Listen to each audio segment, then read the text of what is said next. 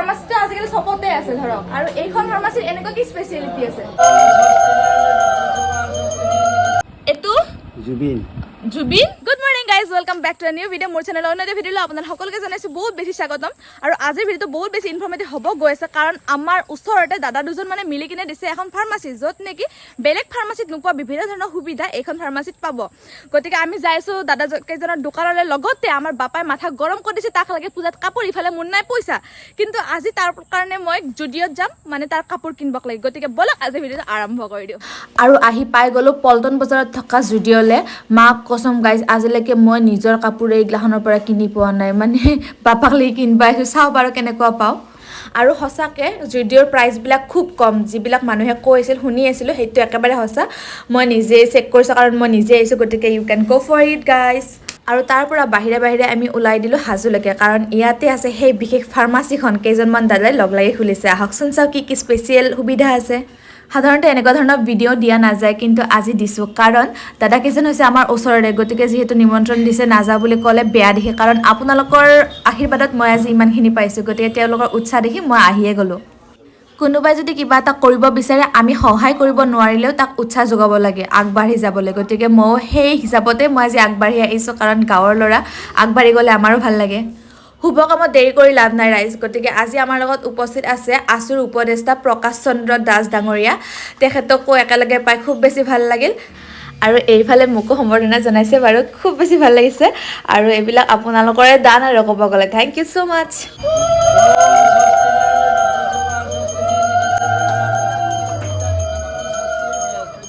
গাঁও অঞ্চলত ফাৰ্মাচী এখনৰ কিমান দৰকাৰ সেয়া আমি গাঁও অঞ্চলৰ মানুহবোৰেহে বুজি পাওঁ আৰু এই ফাৰ্মাচীখন অকল ঔষধহে নহয় ইয়াত সময়ে সময়ে ডক্তৰো বহিব সেয়াৰ বিষয়ে সবিশেষ আমি আপোনালোকক জনাই আছোঁ অকণমান ৰ'ব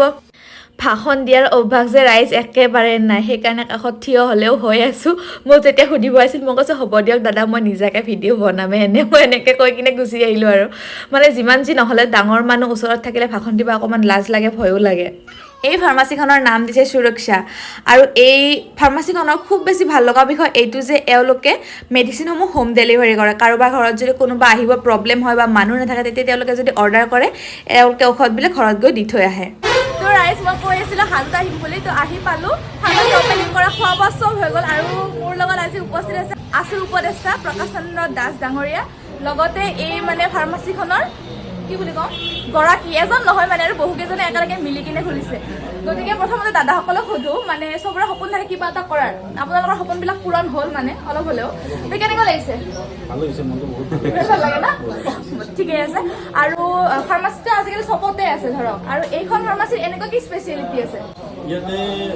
সব ফাৰ্মাচিতে মেডিচিন গোটেইবিলাক তেনেকুৱাকৈ নাপায় মানে ইয়াতে হ'লে মেডিচিন প্ৰায় মেডিচিন পাব আৰু ডক্তৰ বহুত ডক্তৰ থাকিব মানে স্পেচিয়েলিষ্ট ডক্তৰ থাকিব গাইনীৰ অৰ্থপেডিক পাটনাৰ পৰা আহিব তাৰপিছত ইউৰলজিষ্ট থাকিব স্কিনৰ থাকিব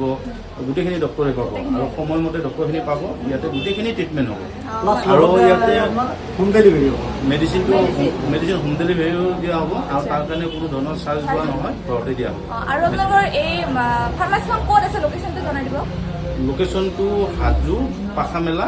চেণ্ট্ৰেল বেংকৰ গ্ৰাউণ্ড ফ্ল'ৰ চেণ্ট্ৰেল বেংকৰ নিয়াৰ চেণ্ট্ৰেল বেংক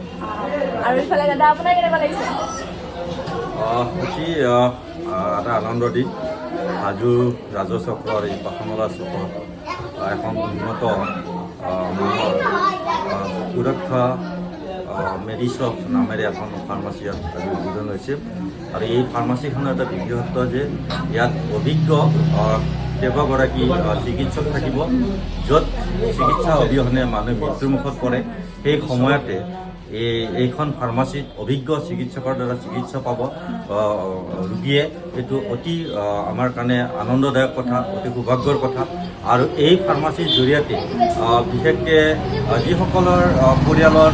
ব্যক্তিৰ অভাৱ বা চিকিৎসা ঔষধ পাতিখিনি ঘৰলৈ নিয়াৰ কাৰণে মানুহৰ অভাৱ সেইসকলক ঘৰতে গৈ ইয়াৰ পৰা মেডিচিন দিয়াৰ ব্যৱস্থা কৰিব অথবা হোম ডেলিভাৰী দিব এইটো এটা নতুন এটা ব্যৱস্থা যাৰ কাৰণে নেকি এই অঞ্চলৰ ৰোগীৰ লগতে ৰোগীসকলৰ ঘৰতে চিকিৎসা পোৱাৰ লগতে ঘৰতে ঔষধ পোৱাৰ যিটো এটা সুবিধা কৰিছে তাৰ কাৰণে এই ফাৰ্মাচিষ্টৰ প্ৰতিগৰাকী কৰ্মচাৰী বা স্বত্বাধিকাৰীক মই বিশেষভাৱে ধন্যবাদ জ্ঞাপন কৰিছোঁ এইটো এটা খুব ভাল লগা বিষয়, মানে গাঁও অঞ্চলত এনেকুৱা সাধাৰণতে দেখা পোৱা নাযায়। গতিকে নতুনকৈ দাদাসকলে কৰিছে। শেষত ময়ো এই ফাৰ্মাচীখনৰ উজ্জ্বল ভৱিষ্যত কামনা কৰিলোঁ আৰু ৰোগীসকলৰ সহায় হোৱাকৈ কামবিলাক কৰি যাওঁ। শুভেচ্ছা থাকিল। তাৰ পৰা ওলাই মেলি আমি আহি গ'লোঁ চন্দ্ৰমাত। আৰু চন্দ্ৰমাৰ বিশেষত্ব আপোনালোকে জানে, কাঁহৰ কাঁহীত ভাত দিব, কাঁহৰ কাঁহীত পুৰি দিব, মানে চব কাঁহৰ কাঁহী আৰু। ৰাইজ মই ঘৰত আহি গ'লোঁ আৰু বাপাৰ পৰা আনিলোঁ এই জুডিঅ'ৰ পৰা এইযোৰ ড্ৰেছ। বিশ্বাস কৰক গাইজ, মাক কচম, মই জুডিঅ'ৰ পৰা বস্তু আনি পোৱা নাই, এতিয়ালৈকে পিন্ধিও পোৱা নাই, ফুটপাথৰ বাদে। যিয়ে নহওক বাপাক লাগি লৈ যেতিয়া বাপাক দিয়ক তাৰ ৰিয়েকশ্যন কেনে হৈছে আৰু পিন্ধি মেলি চাই লওঁ। এহাতো কাপোৰ পচন্দ কৰিব বিৰাট টান। মই আগতে এটা জিন্স পেণ্ট আনিছিলোঁ, সেইটো মানে ডাঙৰ হ'ল বোলে, নিপিন্ধিলাকে সেনেকৈ পৰি থাকিল। গতিকে এইবাৰ বা আকৌ কি বাহানা দিয়ে, বলকচোন যা। অ' পাপা तेरे लिए कपड़ा लाया मैं तेरे लिए कपड़ा लाया, ले लो और पहन के मुझे दिखाओगी। एक सौ मारी में 10,000 होली ना ना मोरो जार भाई এইটো কি গলবেৰী না কাপোৰ क्या गलबेरी ना हो पिन्नी चाओ লেখা আছে এটু জুবিন জুবিন এ কি লেখা আছে আপা জিউ জু এইটো বি না বি জুবু নেকি জুবু জুবু লেখা আছে গাইজতে এৰে কাপোৰ মই আজিকালি হাত দি পোৱা নাই, কিন্তু তোক লাগি এজোটা পিন্ধি কিনে বাবা জুই চাকুৰ আছে না ধুনীয়াকে লৰাই গালিস গাইজ চাৱা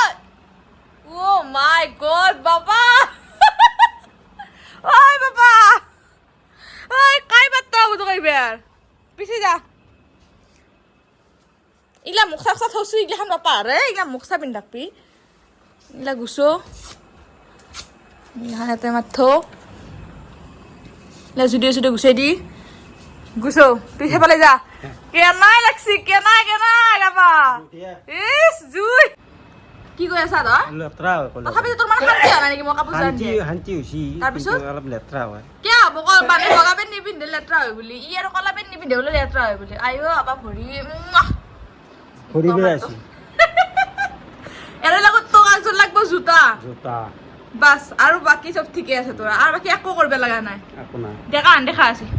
বুজিছে না জুই। আৰু কিবাকে বাপাক কাপোৰ দিয়া মেলা কামটো মোৰ শেষ, মানে লেঠা এটা মাথাৰ পৰা গুচিল। আৰু আপোনালোকে কাপোৰ লৈছে নে লোৱা নাই পূজাত জনাবচোন। মই বাৰু এতিয়ালৈকে লোৱা নাই, চাওঁ পিছলৈকে ল'ব চাব ইচ্ছাও নাই, উৎসাহো নাই এনেকুৱাকৈ পূজা বুলি। আৰু এইফালে ফাৰ্মাচী খোলা দাদাকেইজনৰ উজ্জ্বল ভৱিষ্যত কামনা কৰিলোঁ। আগবাঢ়ি যাওক, এনেকৈ ৰাইজৰ সহায় হোৱাকৈ কামবিলাক কৰি যাওক, তাকে আশা কৰি কিনে আজি ব্লগটো মই ইমানতে সামৰণি মাৰিলোঁ। পুনৰ লগ পাম মোৰ নেক্সট ভিডিঅ'ত। Bye bye.